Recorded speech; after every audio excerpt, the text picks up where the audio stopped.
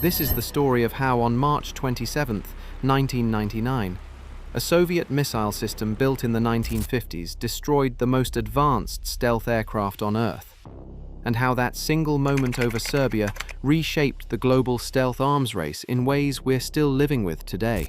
3 days into NATO's bombing campaign against Yugoslavia, Lieutenant Colonel Dale Zelko lifted off from Aviano Air Base in Italy, flying an F-117 Nighthawk, call sign Vega 31. His aircraft carried the name Something Wicked painted on its side. Across 1,271 combat sorties in the Gulf War, not a single Nighthawk had ever been lost.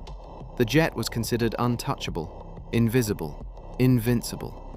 But roughly 40 miles south of Belgrade, a Hungarian-Serbian colonel named Zoltán Dani was waiting for him, and Dani knew he was coming.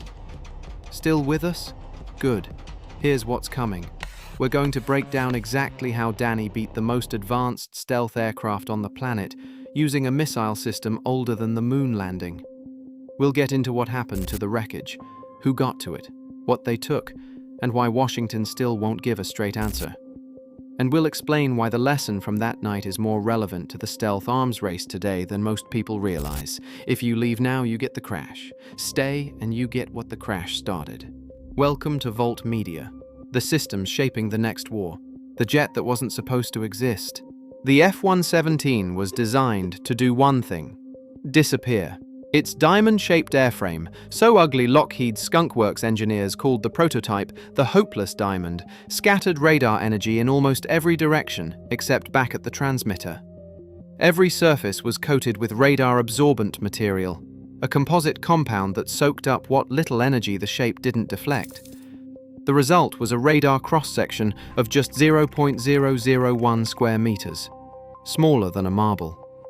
The Pentagon didn't even acknowledge the aircraft existed until 1988, 7 years after its first flight at Area 51. But stealth isn't a cloak of invisibility. It's a set of trade-offs. The F-117 was subsonic. It carried no radar of its own, no radar warning receiver, no defensive countermeasures whatsoever. The entire philosophy rested on one idea: you can't shoot what you can't see. Which works perfectly, right up until someone sees you, the man who figured out how to look. Dani understood something critical that most people missed. Stealth technology had been optimized against modern high-frequency radar systems. His unit operated the S-125 Neva, NATO designation SA-3 Goa, a missile system that entered service in 1961. Its P-18 search radar ran on long wavelengths and low frequencies, exactly the kind of older technology the F-117's design was least effective against. As one defense analyst put it, the F-117 was designed to be stealthy against modern radars. Against old, long-pulse duration radars, it's not stealthy. But radar alone wasn't what made that night lethal. What made it lethal was intelligence. The Serbs had spies outside Aviano Air Base. When aircraft launched, type and number were reported back almost immediately to Yugoslav Air Defense Headquarters. On the night of March 27th, Dani received word that no EA-6B Prowler electronic warfare jammers had taken off, and no Wild Weasel anti-SAM aircraft either. Bad weather over the Adriatic had grounded them. Any F-117 in the air that night was flying alone and completely unprotected. While I was researching this, the detail that stopped me wasn't the shootdown itself. It was this. Dani had been moving and waiting for days. He trained his crew to break down the entire SA-3 system, load it onto trucks, and relocate in under 90 minutes. During the 78-day campaign, his battery traveled over 100,000 kilometers. NATO never pinpointed his position. He wasn't lucky. He was patient.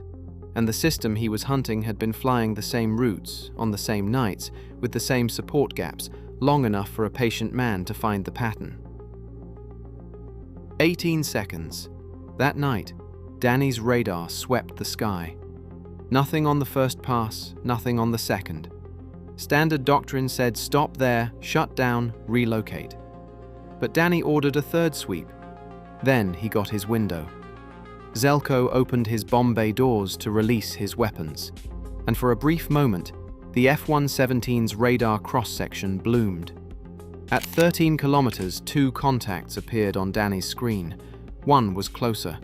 Vega 31. He gave the order. 2 missiles launched.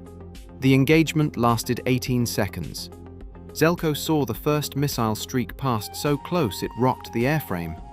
He turned his head and saw the second. The warhead detonated just above his jet, throwing the F-117 into an uncontrollable tumble under violent negative G-forces. He ejected. If you're watching on Volt Media, stay with us. Because what happens to the wreckage is where this story gets complicated in ways Washington never fully explained. He landed roughly a mile from the burning wreckage and hid in a drainage ditch. Serbian search parties came within a few hundred meters. He would later learn he was minutes from capture. 8 hours later, a combat search and rescue team pulled him out. The wreckage and what it started.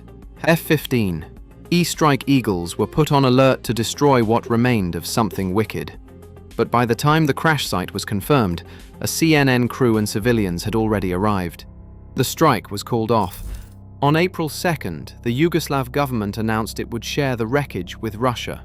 Russian officials examined the debris, and according to Admiral Davor Domazet-Losho, Croatia's military chief of staff at the time, Chinese intelligence agents spread out across the region buying F-117 parts from local farmers. His assessment was direct. The Chinese used those materials to gain insight into secret stealth technologies and to reverse engineer them. A senior Serbian military official separately confirmed that some wreckage ended up in the hands of foreign military attachés. The RAM coatings in particular, the specific material compositions and layering techniques, were considered among the most sensitive elements of the platform. The timing aligns uncomfortably with the development trajectories of both Russia's Su-57 and China's J-20. If you watched our H-20 video, you already know where China's stealth program ended up. This may be where that story quietly began. No one has proven a direct line. But no one has convincingly disproven one either. And Washington has never given a straight answer. What actually died over Serbia? Dani retired in 2004 and opened a bakery. He still keeps the F-117's titanium engine heat shield in his garage. Every March 27th, his old unit gathers for a reunion where they eat cake shaped like an F-117.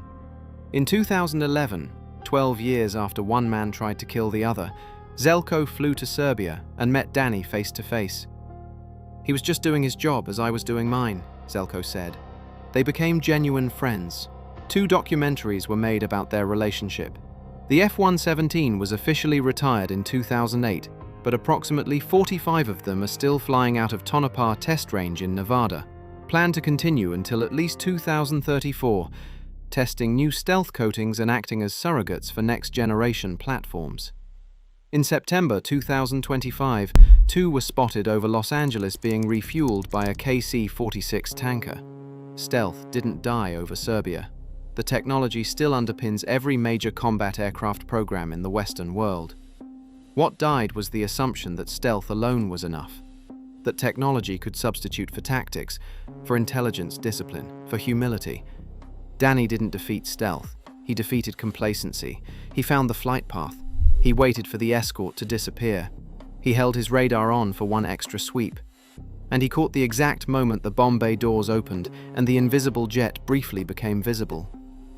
That lesson, 26 years later, remains the most dangerous one to forget. Thanks for watching Volt Media. This one mattered to get right, and I appreciate you giving it the time it deserves.